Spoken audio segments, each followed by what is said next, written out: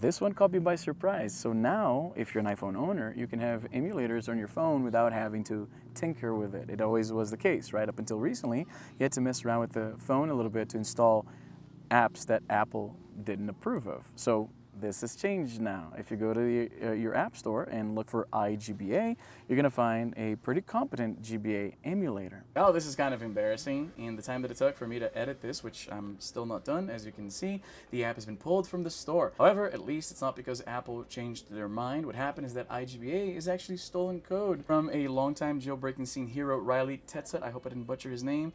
Love the guy, and obviously I'm pro emulation, although I will say the irony is not lost on me that the guy responsible for a popular emulator is upset that somebody took his code and ran with it. Now, two things are being attributed to this sudden, maybe not so sudden, change of heart on Apple's part.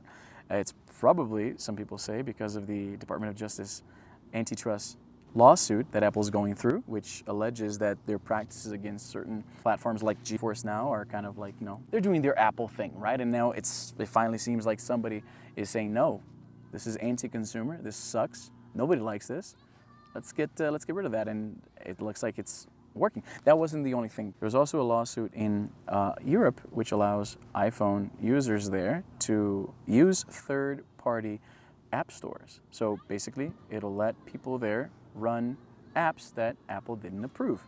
Good news, in my opinion. This is very pro-consumer. It's not the kind of thing that we expect from Apple. I guess that's why governments had to step up. So iGBA. This doesn't affect me personally that much because I've been emulating forever. And for the time being, I will still prefer something like this, a dedicated emulator. First of all, you can't beat the aesthetics on this bad boy here. This looks beautiful. Obviously, physical buttons are gonna be better 99 times out of 100 for turn-based games. You know, a Pokemon or Advanced Wars here and there. Yeah, touchscreens are fine, except for the fact that I'm not sure if this is, I'm the only one having this problem, but the left arrow on the D-pad was not really responsive. I would hit it and I'd feel the haptics, but it wasn't registering. I don't know, maybe I had to reinstall. I don't know what's going on there. That being said, I think this is going to really reignite the sale of Bluetooth controllers.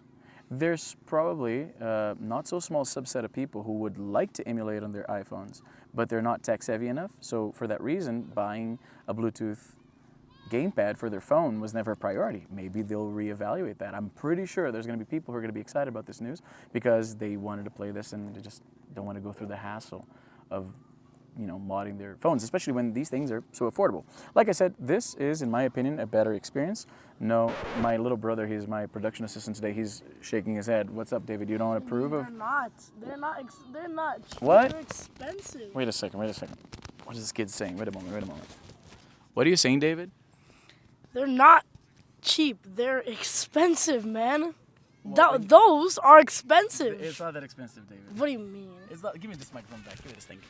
The magnet on this thing is way too strong. Anyway, they're not too expensive, right? Like if you're gonna buy a decent portable gamepad for your phone, you're gonna drop about an equivalent amount. I personally like playing on the portable emulators better. The physical buttons, of course, the aesthetics, again, might be a small thing for a lot of people. It's not for me. I love this thing. It's a part of my EDC, and yes, I know I've been meaning to make a new EDC video. It's coming. I've just been too addicted to VR right now, which is another video that I need to make. That's a conversation for another day. As I was saying, fewer distractions, playing on a dedicated device. It's a conversation starter, which I love. If you bust this guy out and there are retro gamers around, you better believe you're gonna make some friends. I enjoy that. Might be a minor part of the thing for most people, but I actually like that quite a bit. One thing that is a bit of a game changer, in my opinion, is the fact that emulating on your phone, being that it's a device that's always on the internet, allows, or rather, makes it easier to play with retro achievements. These little guys here have retro achievements as well, but they only have Wi-Fi, so you're stuck collecting retro achievements when you're home, or you have to set up a hotspot on your phone, and then you have to go into the settings, turn that thing on, then connect with it. It's too much, man. I just want to play Mario a little bit. I don't want the retro achievements that bad, but on a phone that's always online, that's a little bit more hassle-free. So I do appreciate that, although I know that retro achievements are like a niche within a niche. So no, it's not gonna matter for many people. The widescreen thing for playing PSP games, that's gonna be dope. The PSP developer, by the way, one of the few that announced that he's not bringing the emulators to the App Store just yet. And the reason is a little weird because he said that he's not sure that Apple will allow people to load their own ISOs. So because, and I totally understand where he's coming from, the terms of service say that you cannot link to this kind of material. So he felt that it was a little ambiguous. Are they saying that you can package the emulator in a way that makes it easier to steal games from the emulator? Or are they saying that you cannot at all have external ROMs in them? Because those are two different things. Now, I guess he wasn't that curious to try the emulator out for himself, because I did, and yes, you can just download games from anywhere you want. And this is made easier due to the fact that the file system on iOS is also a little bit more user-friendly. You can just go to Safari, download a game from any of the known ROM sites, unzip it, which is also available through the Files app. Nice change. And then you just click on the ROM, you go into the share option, open it in IGBA. This will include it in the list of the other games in the emulator, so it's pretty easy. And you only have to do that once.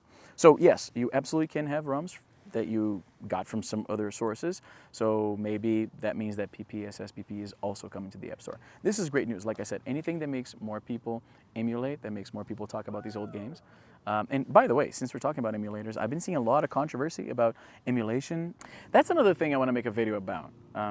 Recently, I'm not sure why this is happening recently. Actually, I do know why this is happening recently. There was the whole Switch emulator debacle that got a lot of people talking about emulation, and there are a lot of people who really appreciate what Nintendo has done for the industry, and that morphs into this kind of zealotry towards defending the company's bottom line. As far as I'm concerned, emulation is game preservation. I don't think emulation really harms sales of games that much, but again, I have a whole video where I want to discuss that in more detail. For now, what I can say is that it's exciting news.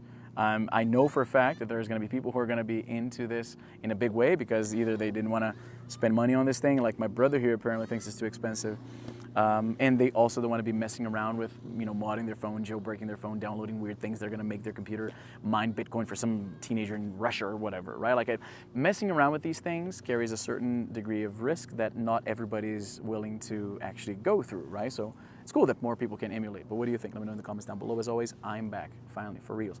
I am in Canada, as you can see, for a little while. I have to be in town for, family matters and stuff like that, but I'll be talking to you guys again very soon. See ya.